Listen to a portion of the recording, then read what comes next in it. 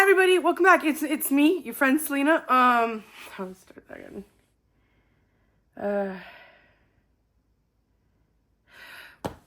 Let's just roll. Hi, it's me. I'm sitting here between an embalming machine, which I got from a wonderful friend, and some of my weird stuff. Of course, we're on the floor, and this always takes me back to if you were a fan of Trisha Paytas. Do you remember Trisha Paytas's floor videos? You knew things were about to go somewhere else. So today is not our normal video, as you probably read from the title. I feel like I'm always just apologizing for being a little AWOL, and then I look back at my socials and I feel like I never really go AWOL. It's just in my heart, I don't feel like I'm putting out what I can be putting out, and I have a very big reason why. I want to preface this video by saying I don't mean to offend anyone if I'm using the wrong terminology. This is just like where my life is currently at, and it's not all rainbows and magic, even though I want it to be. And I feel like every time life starts to get like a little bit normal, it just stops. It stops being smooth, and I feel like everybody has a lot of responsibility. I feel like there's a little bit more responsibility on me right now, and here's why. I have a family member. Well, I should start by saying I really don't have many family members. I have my mom, my dad, my brother, and me. That is my immediate family, and one uncle. That's it. I don't have any other cousins. I don't have any aunts and uncles. All my grandma and grandpas are gone. Everyone is gone. In the core family, there is 5 of us. That is it. That is literally it. And then there's Joel's wife, and I have Adam and my in-laws, and they both have really big families, which is nice. But my whole growing up, I had an aunt who was completely off the radar, just like left the family, never heard from her since I was 3. Cool, thanks. And then I have my uncle. So the interesting thing about my uncle is that back when he was born, which was the 50s, autism wasn't a thing. It really wasn't. And he was called more of a savant. So a savant is like really, really smart, but like doesn't like lacks people skills and stuff like that, which is kind of crazy. And nobody knows my uncle. I've never posted my uncle. I've never spoken about my uncle, but he hasn't really been a big part of our family because of some choices that he's made that were his choice. But also, you know, we spent a long time trying to figure out what exactly he was and how his actions affected us to understand the bigger picture. So my uncle has always loved me endlessly. I remember he used to do such strange things as a kid. Like, he knew I really wanted a yellow Volkswagen Bug when I grew up. So he like went to a dealership and wanted to test drive one, but instead like jacked it for the day. And we went to Stratford, we went shopping, and we were gone for like 11 hours. It was crazy, but there was never a shortage of love from my uncle to me. But as I got older, we didn't clash, more so as I didn't understand the things that he had done in his life. Like my mother, if a lot of you guys know this, my mom has MS, but she has it very progressively and aggressively, and she's been in a wheelchair since I was 14. And like there was a time when she was pretty much dying, but he couldn't take her to the doctor because his show was on, or not showing up when tragic things happen in the family. And that's because we just thought he was an asshole, but that wasn't an asshole. Being older now and understanding, like, I really think if he were to have a diagnosis, and I'm not someone who would diagnose this, he's 100% on a spectrum. Anybody who would meet him would know that. Say autism and Asperger's for sure. And he also did give me permission to talk about him and post this video. Our family has never been close with my uncle, ever. Like, he's never bought anyone a gift. He's never gotten, come to events or anything like that. That's never been a part of his life. But every couple weeks we would talk on the phone and we would catch up. And I noticed over the last couple of years, he had been off work for like weird circumstances of having these weird little spells, where he was just very strange and made people uncomfortable. And they thought he was sick. So he had kind of been off work. So everything that he told me was kind of always the same. But I thought it was kind of just because of the situation of things going on. But I got a call in October that really changed kind of the plan of our lives. It was from a travel agency, and something strange that my uncle had been doing was traveling a lot. And he had traveled the month before to this place, but he was gone. He didn't tell anybody he left. He didn't take any luggage. He didn't take anything with him. His keys and his shoes were at the house, and it just didn't make sense. So I remember having to go through police and taxis and everything to figure out where he was. So I found where he was. I'm like, okay. He comes home. I'm like, hey, why didn't you tell me that you were going on this trip? Like, you tell me everything. You tell somebody. Somebody would know. His neighbor, somebody would know. Oh no, I thought I told somebody. So he decides to go back to the same place he had just come from. And he did tell me this time, but about a week into his trip, I got a phone call. It was from the travel agency, and my uncle had become extremely confused on the trip. And I hadn't seen him personally now in probably a month. And when I had seen him that month before, it was just for a second outside of a store. When he came home from this trip, he looked very different. Getting into his house and dealing with everything, it became extremely clear extremely quickly that he hadn't been eating solid foods for about 2 months. He had dropped so much weight. He was white, and he was wearing the same clothes that I had seen him about that month, 2 months prior. And then I discovered that on his trips, he wasn't changing his clothes, and he had been bird bathing in the sink because he couldn't figure out the tub, and it became clear very, very quickly that something was very wrong. I want to say a huge thank you to today's video sponsor, BetterHelp. I recently started going to therapy to help me process a lot of things going on in my life. BetterHelp is online therapy.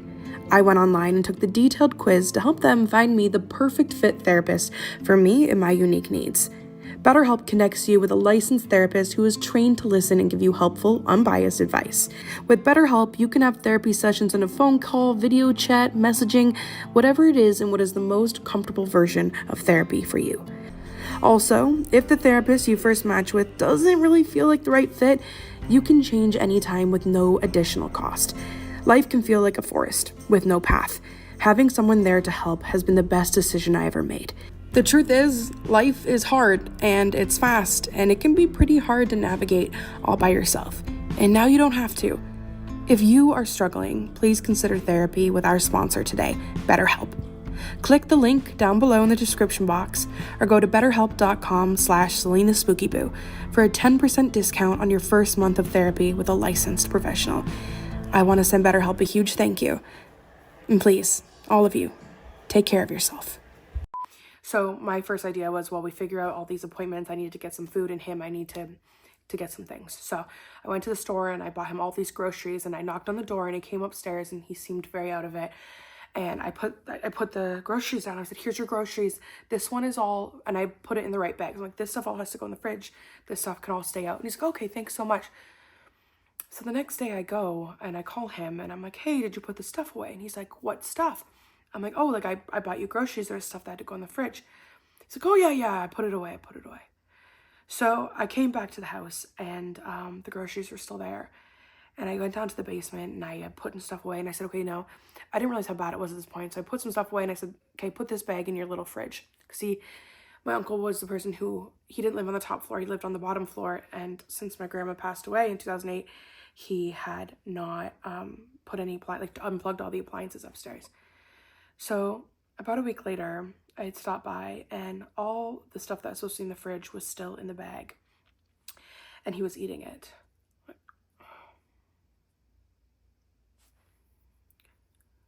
During this week, we had been going to a lot of appointments and having a lot of things going on. And he had come to the conclusion along with me that it would be much better if he was not in the house and if he was in a place like a nursing home.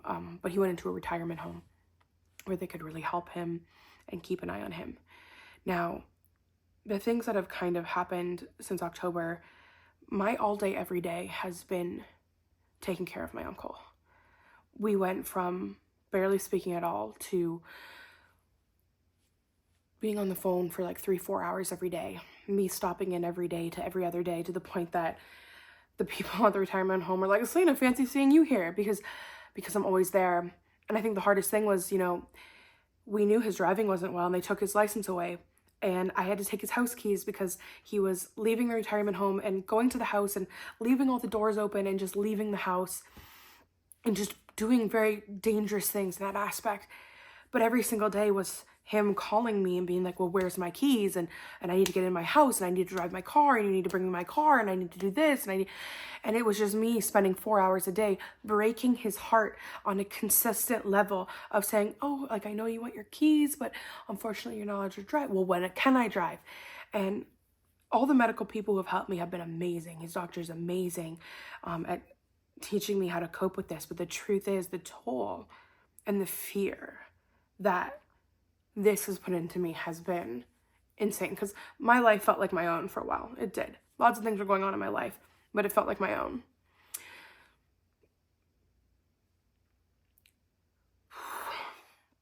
I think the hardest part is when it gets dark. He gets very different, and he will call me and he'll be like, hey, I need you to bring me over my keys. I need you to get me some smokes. I need you to do this, this, and this. And smoking was a huge issue because he kept smoking out on the patio where you're not allowed to smoke because his neighbor's on oxygen. And a part of my uncle, if I could get you to understand him in some way, is he likes to go against authority. Like, he's just like, no, I'm going to smoke out there. I'm going to promise you to the moon that I won't do it, but I'm still going to do it. Like, that's kind of how it goes. But right now, my all day, every day is explaining to him why he is where he is. And I've read so many blogs, and I've talked to so many people who are like, dance around the subject and do that. But before things got worse, which they've been getting progressively worse at a strange pace, I asked my uncle, I said, what do you want from me? Do you want me to cherry coat this? I remember sitting with him in his nursing home and I'm crying my eyes out. And he was having a very lucid moment. And I think that's why I broke. Because in that moment, he knew why he was there. He knew what was going on, and he was like, I know that these next years are going to be really hard. And I just looked at him, I'm like, what do you need from me? I need you to tell me if you need me to just tell you everything's going to be fine and just coast over things, or if you just want me to keep telling you the truth. And he said, I need you to keep telling me the truth. Because he knows if we do it a million and one times, he might remember. But I remember him just saying, like, I want you to tell me the truth. And I'm like, okay, I will tell you the truth. But it's hard because we'll be on the phone and he'll randomly put the phone down. I'm like, where'd you go? Where'd you go? Where'd you go? And he just puts it down and he forgets. And then I'm like, did he die? Like, did he fall over? And then I have to get in my car, drive 20 minutes into town, open his door. Are you okay? He's fine. And then other times I show up and he is comatose. He's back on the bed, like death rattling. And then the next day, he's perfectly fine. I remember the first day that he did that, like, comatose thing, the retirement home had called me and said, Brian's having a hard time staying awake. And I met the ambulance there, and he was fighting against it, because he fights so hard against it. And I'm like, you have to go to the hospital, because he was white and he wasn't talking.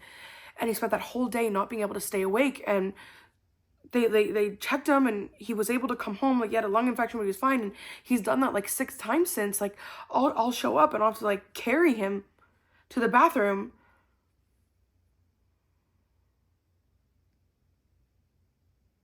Healthcare in this country is weird.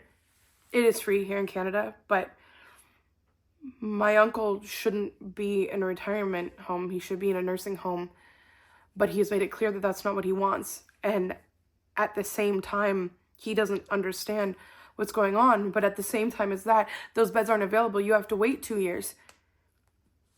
Even if you pay, there's a wait. So I'm trying to get him into a different place that will keep more eyes on him. I'm just really tired. I'm really tired. It feels like you get like a moment of a break in your life before everything starts going wrong. And my mom got sick when I was really young, and I love her so much. This is my world. Her birthday was yesterday. But I just feel like my life has just been really full of sick people. Like, my mom was so sick. And it started when I was like 11, 12. And I spent I remember getting a Heroes in the Home award when I was a kid, because caregivers were just starting and like she needed a lot of help. But we needed her at home because she's my mom. And she's always been there, which is amazing. And my dad takes such good care of her, but he's tired too. But he was sick, and then I got out on my own, and then I got sick, and then Adam got sick. And now my uncle is so sick, and there's no fighting him on what he wants, and I was feeling a lot of pressure because I want to create things for you guys because that's what makes me happy. And I want to keep growing. And I want to have the time to do all of this. I want to have the time to do the 12 million projects I have going on. But if you notice this is the first time in my life I've ever experienced stress blisters. My whole mouth is full of them. My whole outside of my mouth is full of them. I've never had a cold sore since I was 10. But I'm stressed out. I am. And I feel like there's not enough hours in the day. And I feel like I'm not doing a good enough job here. I feel like I'm not doing a good enough job with my family. I feel like I'm not doing a good enough job with my uncle. I feel like I'm not doing a good enough job as a wife because I just feel like I can't breathe a little bit. And that's just kind of where I'm at. And I've started therapy, which is great. It really is.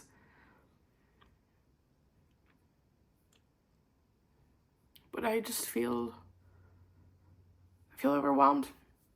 I think the craziest thing too with my uncle is these people come in to assess him for different things, or doctors, and they're like, you are doing such a good job. You are doing more than other families will do. But I still, I don't feel like I'm doing enough. And to think that what I'm doing is considered so much.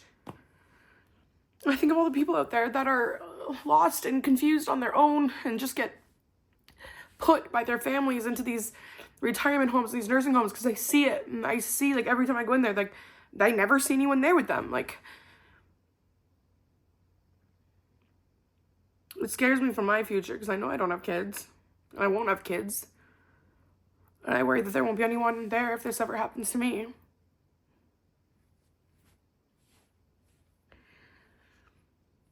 I get messages from you guys, and I meet you guys every day in person.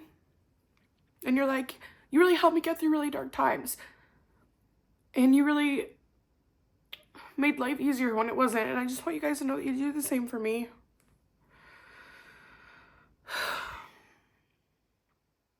I just want to work hard. But I just feel like my body's catching up to me, and it just is like, you need to sleep for 4 days. But I couldn't create 4 days to chill if I paid someone $1 million. I just wish everybody would be happy and healthy. It's just hard to be funny and creative when everything feels dark. But I'm okay. And I love you guys. I just never thought, I never thought about Alzheimer's and dementia. I never did. Because that was his diagnosis. Alzheimer's and dementia. And it's just all happening really fast. And I don't know how to be around him. But last week was the first day that he didn't even know who I was. That's the first time that happened, and I know that that's just the beginning. And there's so many creators on TikTok that deal with this, and they do it with such elegance. And I've caught myself, being like, well, don't you remember? And you can't say that. You can't say that to them. So if you guys have any tips and tricks on how to be and who to be and what to be for him, we have whiteboards everywhere. I call him all day, but I'm trying to cut down the calls. I don't need to call him every couple hours because I get so worried that he's not okay. So now I do it once in the morning, I do it once at night.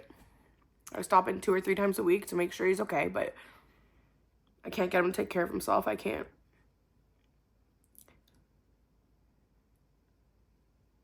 There's just not an answer all. There's not a Google bar for this. I have so many things for you guys. I'm so excited. Look at this.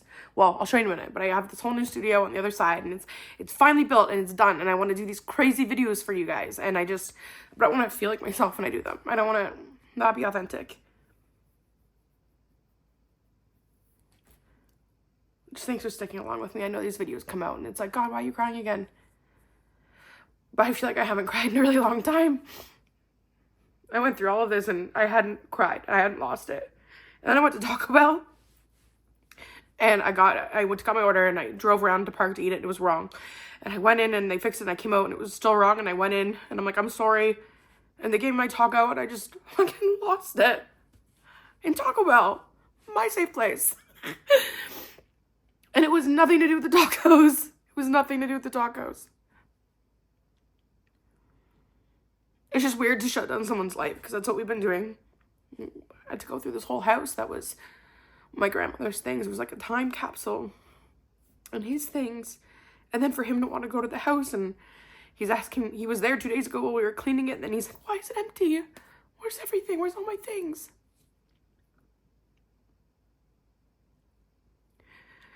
The one thing I know is I'm violently strong. Like if there's anyone who's the one to deal with it in my family, it's me.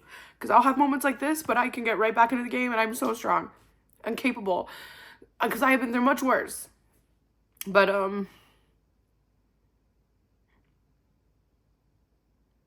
just if I disappear a little bit, you know, if I'm not posting as much, don't forget about me. Because I didn't forget about you. I have a lot of big projects coming up soon and I need to pull it together. I love you guys a lot. I've just felt like I haven't anybody to talk to. Everyone's just so busy and happy and I love that. Because that's what everybody deserves. But I'm just, I just want to lay in bed for a couple days. And I'll be all better. I love you. Oh yeah, the studio. Here. Look at this. It's all ready. I want to do that Amazon palette. So, Until next time. I love you, Boo Crew.